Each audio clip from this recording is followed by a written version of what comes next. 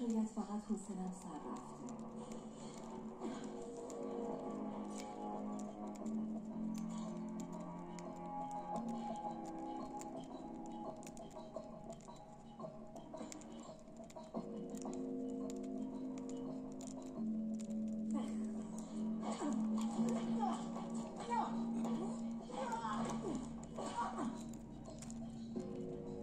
برام یه مأموریت میفرستن، وارد میشم، خارج میشم و تمام.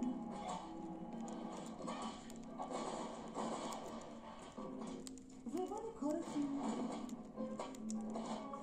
من تو کار پاکسازیم. این هفته مالزی و هفته بعد مکزیک. فکر می‌کردم راه حلش کار کردن زیادی باشم و تمرکز ندارم، راضی نیستم و هیچ هدفی ندارم و بدون هدف من فقط یه رودخونه روون سرگردون یا مثل یه برگ پوسیده یا مثل یه برگ پوسیده تو رودخونه. فکر میکنی کدوم بهتره؟ هان چی میگی؟ هی! ببینم تو به حرفام گوش نمیدادی؟ انگار حواست یه جای دیگه است. خب حالا هرچی، اگه نتونی بهم کمک کنی از اون اسکنر تشخیص چهره عبور کنم برام بی مصرفه.